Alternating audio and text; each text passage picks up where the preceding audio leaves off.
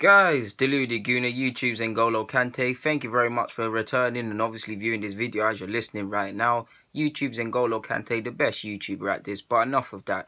Let's talk about someone that joined us at 17, was labelled a big star, the next big star, the next Fabregas, at a time when it was just beginning that players were leaving Spain at 16, 17 and coming over here to England due to the laws. Like I said, he was labelled the next big star. Wenger himself said he's an absolutely amazing player and he's got it all. But it serves as a reminder that potential and talent alone means nothing. Without delaying anymore, I'm talking about, of course, Fran Merida. Now, he arrived here 60. I believe we were actually following him from 15, and it was actually agreed at 15, correct me if I'm wrong. Eventually, he joined us 16, 17, I'm pretty sure it was 17. Yeah, he joined us at 17, like I said, next star, blah, blah, blah. 10 years later, today in 2017, at 27, he finds himself playing in the second division in Spain.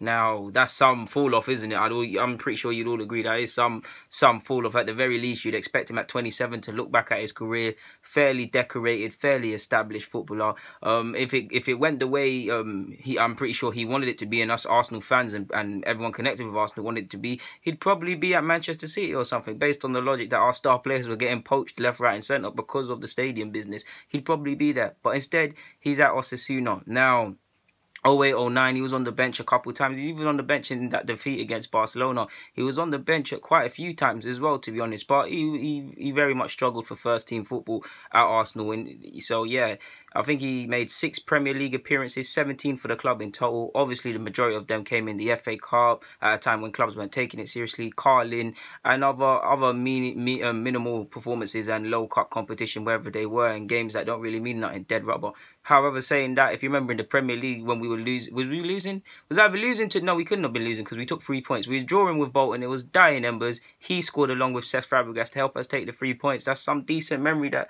he can have. And I also remember him scoring a cracker against Liverpool. I don't remember if it was at home or away, but I remember he scored a good goal in the League Cup when we played them. I think it was at the Emirates.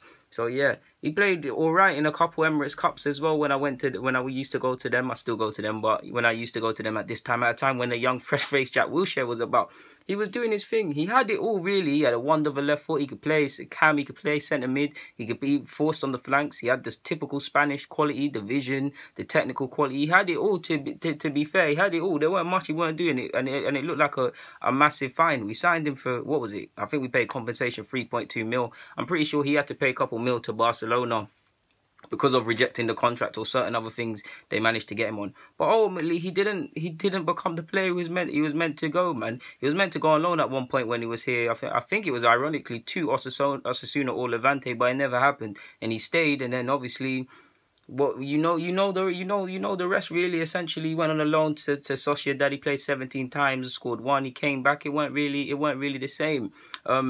Yeah, so let me just read off his stats. I don't think he's really settled anywhere substantially. I mean, he made for Atletico Madrid when he left us on a free, and they poached him up and he left us. He went for free. He made 30 appearances.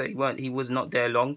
He went to another team. I cannot say that. Is it Cesc? I can't say that Spanish pronunciation. He only made a couple appearances there. He only made, he actually made 60 appearances, to be fair to him. Osasuna, he's made 29, he's still there. Hercules, however you say it, 19 appearances. So, yeah, impatience. You can clearly see he's someone that hasn't established himself at a club, someone that hasn't settled for long. I'm pretty sure he hasn't been at most clubs 1 out of push 2 years when I was looking at it. In fact, I've got them here to read. Like, he hasn't really settled.